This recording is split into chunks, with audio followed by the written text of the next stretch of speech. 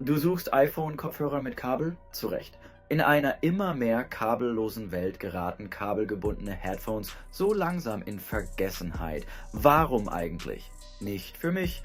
Trotz Bluetooth-Kopfhörern und AirPods im Zahnbürsten-Look stecken in meinem iPhone schöne weiße Kabelkopfhörer. Ich stelle dir hier 3 Modelle vor, worauf du achten solltest und welche Adapter du unter Umständen brauchst.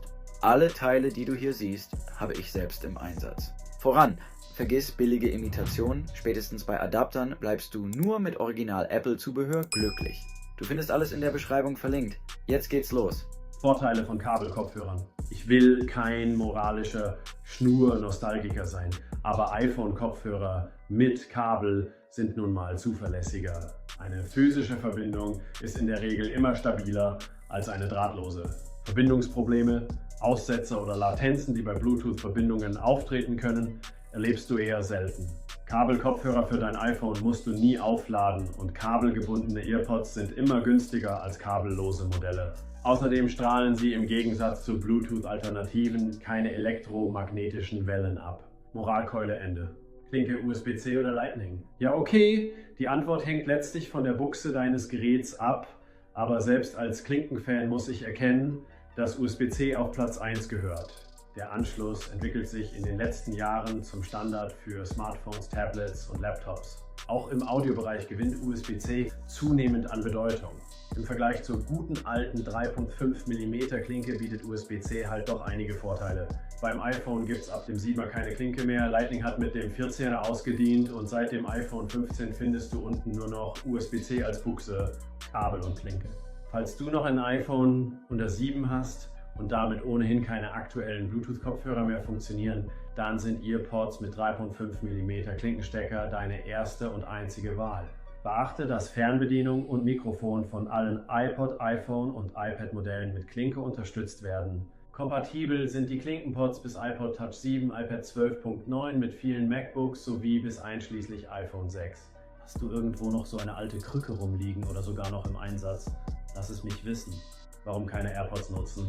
Die Frage hat fast schon religiösen Charakter, aber letztlich ist es Geschmackssache. AirPods punkten im Gegensatz zu Kabel-Headphones vor allem mit ihrer hohen Mobilität und kabellosem Komfort.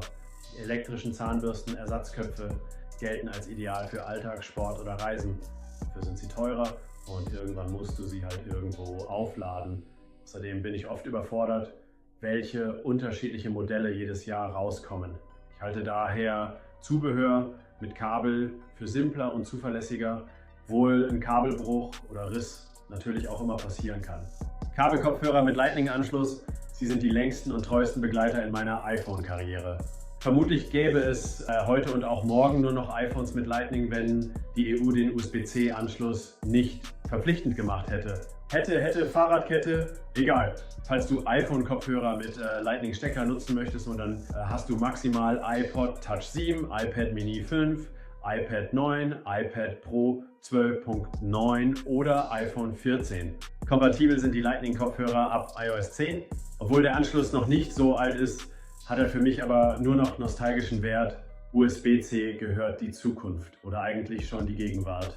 Ab Mac Monterey 12.6, iPad 16.4 oder iPhone 15 sowie iOS 17 bleibst du mit USB-C auf Empfang. Auch auf dem 13 Zoll iPad Pro mit M4-Chip hörst du alles bestens.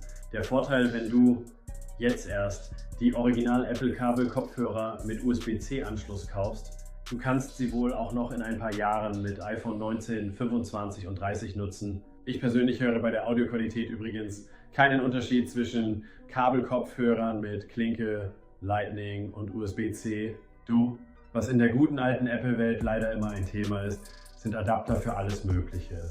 Auch wenn dieser hier eine eng geschnittene Zielgruppe hat, so hat er doch seine Daseinsberechtigung.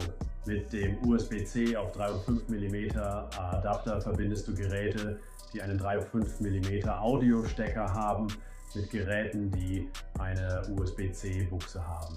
Falls du also einen Kopfhörer oder ein Mikrofon mit Klinke hast und das an einem iPhone ab 15 nutzen möchtest, dann benötigst du diesen Adapter.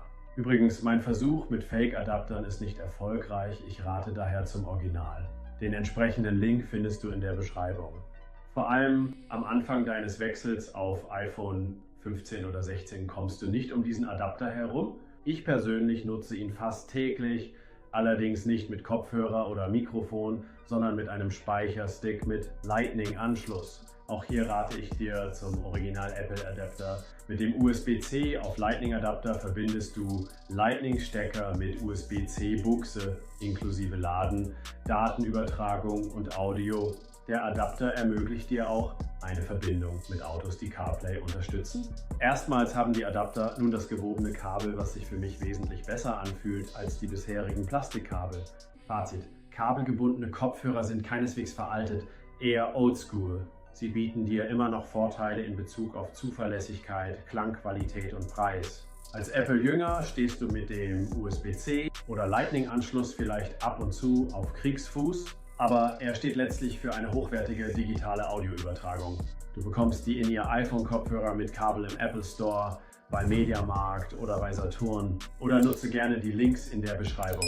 Und was ist deine Meinung? Bist du Team Zahnbürste oder spielst du lieber im Team Kabel? Ich freue mich auf deinen Kommentar und wir sehen uns im nächsten Video. Vielen Dank!